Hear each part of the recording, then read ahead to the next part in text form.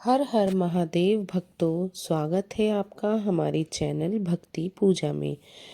तो दोस्तों, आज हम आपको बताने जा रहे हैं कि सबसे बड़ा पुण्य क्या है। जय श्री कृष्ण, हर हर महादेव। दोस्तों, प्राचीन काल की बात है। कैलाश पर्वत पर चारों ओर शांति फैली हुई थी। बर्फ की चोटियों से बहती हवा का वातावरण और भी शांत बन रहा था। भगवान शिव ध्यान मुद्रा में लीन थे। चारों दिशाओं में ओम नमः शिवाय की दिव्य गूंज रही थी। भगवान शिव के निकट माता पार्वती बैठी थी, जो बड़े प्रेम और श्रद्धा से अपने आराध्य को निहार रही थी। कुछ समय बाद जब भगवान शिव ने धीरे धीरे अपने नेत्र खोले तो माता पार्वती ने हाथ जोड़कर नम्रता से कहा कि स्वामी, आज आपके चरणों में बैठकर एक प्रश्न पूछने का मन कर रहा है, कृपया उत्तर दीजिएगा। भगवान शिव मुस्कुराए और बोले कि पूछो देवी, तुम्हारा हर प्रश्न मेरे लिए महत्व रखता है। माता पार्वती बोली कि हे नाथ, मैंने देखा है पृथ्वी लोक पर मनुष्य तरह तरह के पुण्य करते हैं। कोई व्रत करता है, कोई दान करता है, कोई किसी भूखे को भोजन कराता है, कोई तीर्थ यात्रा करता है, कोई भगवान के नाम का जप करता है। परंतु मैं जानना चाहती हूँ कि इन सब में सबसे बड़ा पुण्य कौन सा है। मनुष्य का ऐसा कौन सा कर्म है जो भगवान को सबसे अधिक प्रिय होता है। भगवान शिव थोड़ी देर मौन रहे, फिर गंभीर स्वर में बोले कि हे देवी पार्वती, आपका यह प्रश्न बहुत ही गहरा है। इसका उत्तर शास्त्रों में नहीं मिलता, बल्कि इसे समझने के लिए एक सच्ची कथा सुननी होगी। यह कथा बहुत प्राचीन है और इसे लेकिन इसका संदेश आज भी उतना ही सच्चा और गहरा है। माता पार्वती का मन अब उस कथा को जानने के लिए उत्सुक हो उठा। उन्होंने विनम्र स्वर में कहा कि हे नाथ, आप कृपा करके यह रहस्य मुझे बताइए, ताकि मैं उसे संसार को सुना सकूं कि सबसे बड़ा पुण्य क्या है। भगवान शिव बोले, सुनो देवी, आज मैं तुम्हें एक अत्यंत प्राचीन कथा सुनाता हूँ। वह कथा जो किसी वेद या पुराण में नहीं लिखी गई, परंतु ब्रह्मा से लेकर मनुष्य तक जिसने भी उसे हृदय से सुना, उसके भीतर करुणा, ज्ञान और भक्ति का जन्म हुआ। यह कथा एक साधारण मनुष्य की है, परंतु उसका हृदय इतना विशाल था कि स्वयं देवताओं को भी सोचने को विवश कर दिया। पार्वती का मन अब पूरी तरह से कथा में डूब चुका था। भगवान शिव ने एक पल मौन धारण किया और फिर बोले, यह कथा है रोवर वन में रहने वाली एक निर्धन ब्राह्मण की, और यहीं से प्रारंभ होती है वह अद्भुत यात्रा जो साधारण मनुष्य को दिव्य बना देती है। हे पार्वती, बात उस समय की है जब पृथ्वी लोक पर कलयुग की छाया अभी दूर थी और मनुष्य के हृदय में धर्म, करुणा और सच्चाई का दीपक जलता था। हिमालय की तराई में एक घना वन था, रोवर वन, जहाँ केवल तपस्वियों और वन्य जीवों का वास था। उसी वन की एक छोटी सी कुटिया में एक वृद्ध ब्राह्मण निवास करता था, जिसका नाम गोपाल दास था। गोपाल दास निर्धन था, तन पर फटे पुराने कपड़े थे। भिक्षा से प्राप्त अन्न ही उसका भोजन था और जल के लिए निकट बहती एक छोटी जलधारा ही उसका सहारा थी। परंतु उसकी आत्मा निर्बल थी और हृदय में भगवान नारायण के प्रति अटूट श्रद्धा थी। प्रतिदिन ब्रह्म मुहूर्त में उठकर वह गंगा स्नान करता, अग्निहोत्र करता और तुलसी की परिक्रमा करता और प्रभु को पुष्प अर्पित करता। उसकी दिनचर्या तप, ध्यान और दया से भरी हुई थी। एक दिन की बात है, जब आकाश में बादल गरजने लगे और रोवर वन में एक भयानक तूफान आया। वृक्ष उखड़कर गिरने लगे, समस्त पशु इधर उधर भागने लगे और आकाश से मूसलाधार वर्षा होने लगी। तभी गोपाल दास की कुटिया के बाहर किसी पशु के करहाने की आवाज आई। गोपाल दास ने कुटिया से बाहर आकर देखा तो पाया कि एक घायल हिरनी बुरी तरह से कांप रही थी। उसका पैर किसी बेल में फंस गया था और निरंतर खून बह रहा था। वह असहाय होकर प्रभु को पुकार रही थी। ब्राह्मण के भीतर करुणा की तरंग उठी। उसके बिना देर किए और अपने उसने अपने कपड़े फाड़कर हिरनी के घायल पैरों को बांध दिया, उस पर चार धड़ उड़ा दी और उसे कुटिया के भीतर ले आया। कई दिन तक वह उस हिरनी की सेवा में लगा रहा, उसके लिए फल जल औषधियाँ लाकर उसकी चोटों का उपचार किया और स्वयं भूखा रहता, परंतु हिरनी का पेट अवश्य भरता। कुछ दिन पश्चात वह हिरनी, जो पहले से पीड़ा से कांप रही थी, अब उस ब्राह्मण की गोद में सुकून से सोने लगी। भगवान शिव बोले कि हे पार्वती, उस समय स्वर्गलोक में देवराज इंद्र सहित कई देवता यह दृश्य देख रहे थे। वे सभी आश्चर्यचकित थे कि ब्राह्मण जो स्वयं भूखा रहता है और वन्य जीव की सेवा इतने प्रेम और समर्पण से कर रहा है। तब नारद मुनि ने इंद्र से कहा कि हे देवराज, देखो, यह जो करुणा इस ब्राह्मण के भीतर है, यही पुण्य का सबसे ऊंचा स्वरूप है। इंद्र बोले कि क्या करुणा ही सबसे बड़ा पुण्य है? नारद ने मुस्कुराकर कहा कि इस प्रश्न का उत्तर स्वयं भोलेनाथ देंगे, क्योंकि वे ही करुणा के परम स्रोत हैं। शिवजी रुकते हैं। पार्वती की आंखों में श्रद्धा और जिज्ञासा एक साथ चमकने लगी। वे कहती हैं कि स्वामी, आगे क्या हुआ? वह ब्राह्मण ऐसे ही हिरनी की सेवा में लगा रहा? भगवान शिव बोले, नहीं देवी, असली परीक्षा तो अभी बाकी थी, और वही परीक्षा इस कथा को उस मोड़ पर ले जाती है जो मैं तुम्हें बताऊंगा कि सबसे बड़ा पुण्य क्या है। भगवान शिव बोले कि हे पार्वती, गोपाल दास ब्राह्मण की वह सेवा और करुणा केवल बाहरी दिखावा नहीं थी, बल्कि उसके हृदय की सच्ची भावना थी। जैसे एक माँ अपने बच्चे की देखभाल करती है, वैसे ही उस घायल हिरनी की सेवा कर रहा था। दिन बीतते गए, ऋतु बदलती गई, पर उसकी सेवा और श्रद्धा में कोई कमी नहीं आई।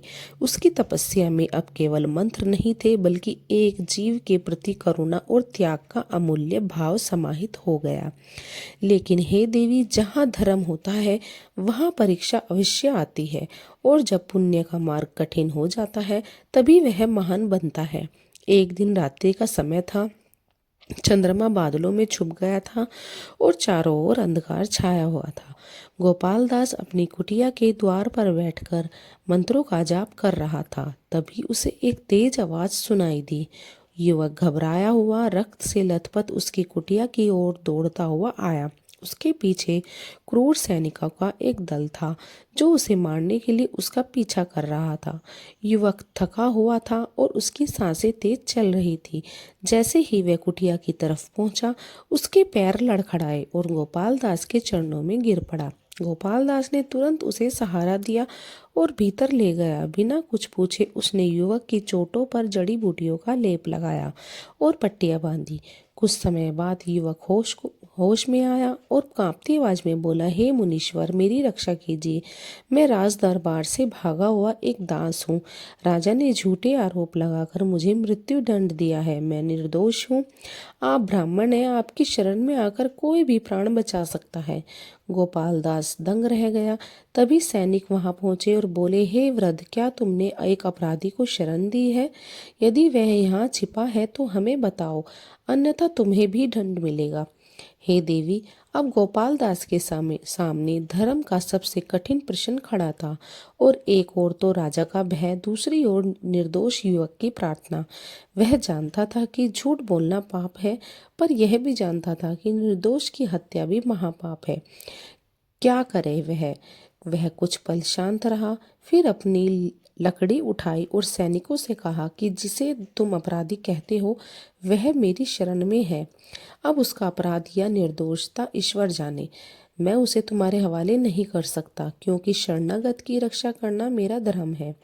यदि मुझे मारना हो तो पहले मेरी गर्दन काटो। सैनिक अचंभित रह गए। वे राजा की आज्ञा से बंधे हुए थे, पर इस वृद्ध ब्राह्मण की निर्भीकता और त्याग ने उसके अस्त्र नीचे गिरा दिए।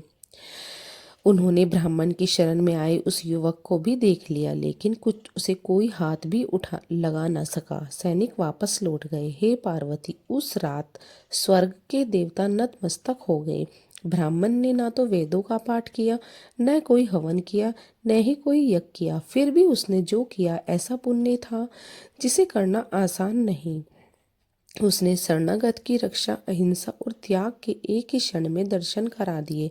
अब पार्वती माता धीरे धीरे कहती हैं कि स्वामी, क्या यही वह क्षण था जहाँ उसने अपना सबसे बड़ा पुण्य किया था? भगवान शिव ने गंभीर स्वर में कहा कि हाँ देवी, जब कोई प्राणी केवल अपने लिए नहीं दूसरों के प्राणों की रक्षा करता है और सत्य और त्याग के मार्ग पर चलता है, तब वह सबसे बड़ा पुण्य करता है। यह वही पुण्य है जो प्रार्थना, यज्ञ, तीर्थ से भी ऊंचा होता है। भगवान शिव बोले कि हे पार्वती, गोपाल दास ब्राह्मण का वह निर्णय जहाँ उसे शरणागत की रक्षा के लिए अपने प्राणों की भी चिंता नहीं की, वह क्षण पृथ्वी पर तो हुआ, पर उसकी गूंज स्वर्ग तक पहुंच गई। इंद्र, वरुण, अग्नि और यम सभी देवताओं ने अपने अपने लोकों से देखा और एक कि साधारण तपस्वी ने उस धर्म की रक्षा की जिसे स्वयं वेदों मन सर्वोच्चम बताया गया। देव सभा में नारद मुनि पहुंचे। उन्होंने कृत ताल बजाई और कहा कि हे देवराज, आज पृथ्वी पर धर्म की ज्योति एक बार फिर से जल उठी है। गोपाल दास ने ऐसा कर्म किया है कि जो ना कोई ऋषि ने किया है, ना ही किसी राजऋषि ने। इंद्र ने पूछा था कि क्या इतना बड़ा पुण्य केवल एक जीव की रक्षा से प्राप्त हो सकता है? नारद बोले कि नहीं देवराज, वह पुण्य केवल रक्षा से नहीं, त्याग और निस्वार्थता के भाव से जन्मा है। जब कोई जीव अपने हितों के को त्याग कर परिहित में खड़ा हो जाए तो वह स्वयं देवत्व को प्राप्त करता है। इधर रोवर वन में गोपाल दास ने उस युवक की, जिसे सैनिकों पकड़ना चाहते थे, रक्षा करने के बाद कुछ नहीं कहा। उस युवक के चरणों में गिरकर कहा कि हे मुनिवर, आपने मेरे लिए जो किया है वह मैं जीवन भर नहीं भूल सकता। पर मैं एक साधारण दास नहीं, मैं स्वयं राजा का बड़ा मंत्री हूँ, जिसे षड्यंत्र में फंसाकर मौत की ओर धकेला गया। ब्राह्मण ने शांत स्वर में कहा कि वत्स, तुम्हारी पहचान मेरे लिए महत्वपूर्ण नहीं, मेरे लिए केवल इतना ही पर्याप्त था कि तुम भयभीत होकर मेरी शरण में आए, और शरणागत की रक्षा ही ब्राह्मण का धर्म है। उस युवक ने प्रणाम किया और कहा कि अब मैं इस जीवन को परोपकार और धर्म के लिए समर्पित करूंगा। भगवान शिव बोले कि हे पार्वती, उधर स्वर्ग लोक में जब यह सब देखा गया तो यमराज ने स्वर्ग की पुस्तक में गोपाल दास के पुण्य को गिनना चाहा। उन्होंने जब उस कर्म फल को देखा तो वह स्मित रह गए। वह पुण्य इतना विराट था कि उसके प्रभाव से गोपाल दास को स्वर्ग नहीं, साक्षात कैलाश पर स्थान मिलने योग्य बताया गया। पार्वती ने हाथ जोड़ते हुए कहा कि स्वामी, इतना बड़ा पुण्य केवल शरणागत की रक्षा से प्राप्त हुआ? भगवान शिव बोले कि हाँ देवी, उसमें कोई स्वार्थ नहीं था। जब पुण्य स्वार्थ से परे होता है, जब किसी के लिए अपने जीवन को दांव पर लगाया जाता है, तो वह पुण्य न केवल मनुष्य को ऊंचा करता है बल्कि देवताओं को भी झुका देता है। यही है सबसे बड़ा पुण्य, निस्वार्थ रक्षा, सत्य के लिए खड़ा होना और करुणा से भरा हृदय। भगवान शिव बोले कि पार्वती, जब गोपाल दास ब्राह्मण का पुण्य पृथ्वी और स्वर्ग दोनों लोकों में पूज्य हो गया, तब क्षीर सागर में विराजमान भगवान विष्णु ने भी अपनी दिव्य दृष्टि से सब देखा। उन्होंने शेषनाग से कहा कि अनंत देखो, इस कलयुग में के पूर्ण एक साधारण ब्राह्मण ने ऐसा काम किया है जिसे देखकर मेरा हृदय भी द्रवित हो गया। जब मनुष्य अपने जीवन का उपयोग केवल अपने लिए नहीं, परहित के लिए करता है, तभी वह ईश्वर के समीप आता है। अब समय आ गया है कि मैं उसे अपने साक्षात दर्शन दूं। उस रात्रि जब गोपाल दास अपने यज्ञ कुंड के पास बैठकर शांति से भगवान नारायण का जाप कर रहे थे, तभी एक तेज प्रकाश उनके सामने प्रकट हुआ। वह प्रकाश इतना दिव्य था कि आंखें बंद करने पर भी वह दिखाई दे रहा था। तब ब्राह्मण ने नेत्र खोले तो देखा स्वयं भगवान विष्णु अपने चतुर्भुज रूप में शंख, चक्र, गदा और पद्म के साथ खड़े हैं। गोपाल दास तुरंत भूमि पर दंडवत हो गया। उसकी आंखों से अश्रुधारा बहने लगी। भगवान विष्णु ने उसके सिर पर करुणा का हाथ रखा और बोले कि वत्स, तुझे ना किसी वेद की आवश्यकता थी, न किसी तीर्थ की। तूने अपने कर्म से ही वह सिद्धि पा ली जो जन्मों की तपस्या से भी दुर्लभ है। मैंने तुझे दर्शन इसलिए नहीं दिए कि तूने अपना नाम जप किया, बल्कि इसलिए कि तूने साक्षात स्वरूप जीव रक्षा की। जब तुमने उस हिरनी की सेवा की वह मेरी सेवा थी। जब तुमने उस निर्दोष युवक की रक्षा की वह मेरे ही रक्षक स्वरूप की प्रतिष्ठा थी। तुम्हारे भीतर जो करुणा थी वह मेरी ही शक्ति थी। तुमने उसे अपनाया, यही तुम्हारा सबसे बड़ा पुण्य है।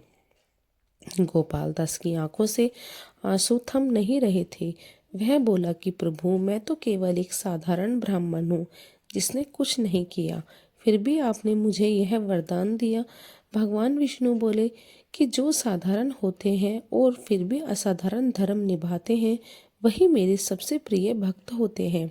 संसार में लोग यज्ञ और अनुष्ठान से पुण्य कमाना चाहते हैं, पर जो बिना किसी दिखावे के दूसरों के लिए खड़े होते हैं उनका पुण्य मेरे लोक में सबसे ऊंचा होता है।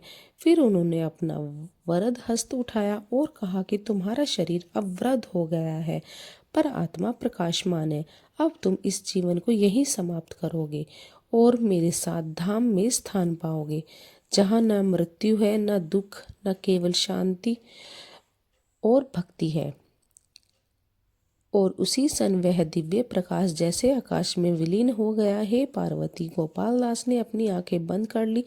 वह समझ चुका था कि जीवन का सबसे बड़ा पुण्य क्या है। और जब उसका प्राण अनंत ब्रह्मांड में विलीन हुआ तब आकाश से देव गंधर्वों की ध्वनि सुनाई दी कि यह वह पुण्यात्मा है जिसे निस्वार्थता से परमात्मा को पाया। भगवान शिव बोले कि हे पार्वती, जब गोपाल दास ब्राह्मण ने अपने प्राण त्यागे उस समय केवल देवता ही नहीं, समस्त प्रकृति भी दंग रह गई। रोवर वन में कुछ क्षणों के लिए समय ठहर गया। वृक्षों की शाखाएं झुक गई, मानो उन्होंने उसे अंतिम प्रणाम किया हो। पक्षियों के स्वर नहीं निकले, मानो वे मौन श्रद्धांजलि दे रहे हों। और उसी सन स्वर्ग लोक के द्वार खुल गए। एक सामान्य ब्राह्मण अपने जीवन में कभी किसी से यश नहीं मांगा। उसे उस लोक का द्वार मिला जहाँ केवल सच्चे कर्मों की गूंज होती है। माता पार्वती के नेत्रों में अश्रु थे, लेकिन वह अश्रु नहीं थे जो दुख से निकलते हैं, वे भावों से जन्मे थे। उन्होंने हाथ जोड़कर कहा कि स्वामी, मुझे आपने जो सुनाया है वह केवल कथा नहीं थी, वह तो आत्मा को शुद्ध करने वाला अनुभव था। पर कृपा करके यह बताइए कि आपने यह कथा आज के दिन इस पवित्र दिन में ही क्यों सुनाई। भगवान शिव बोले कि हे देवी, सावन केवल ऋतु नहीं, यह आत्मा के भीगने का समय है। इस महीने में पृथ्वी ही जल से नहीं भीगती, जीवों का हृदय भी भक्ति भाव से भीगता है। और जब मन भीगता है वह नरम होता है, ग्रहणशील बनता है। यह वह समय है जब मनुष्य को सच्चे पुण्य, धर्म और करुणा की शिक्षा देनी चाहिए। इसलिए मैंने यह कथा आज सुनाई, ताकि जब यह कथा जन जन के हृदय में गूंजे वह उन्हें याद दिलाए।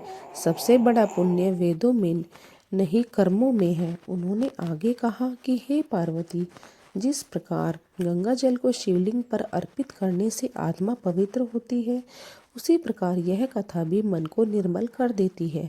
जब कोई मनुष्य इसे सच्चे भाव से सुनता है, समझता है और अपने जीवन में थोड़ी भी करुणा, निस्वार्थ और सत्यता लाता है, तब वह भी उस पुण्य को प्राप्त करता है जो गोपाल दास ने अपने जीवन से किया था। तो भक्तों, सबसे बड़ा पुण्य होता है किसी की निस्वार्थ रक्षा करना। तो आपको ये कथा कैसी लगी है दोस्तों, हमें कमेंट करके ज़रूर बताना। और अगली कथा मुझे किसके ऊपर बनानी है ये भी मुझे कमेंट करके ज़रूर बताना। तो मिलते हैं ऐसी ही कथा के साथ। बोलो हर हर महादेव, जय श्री कृष्ण।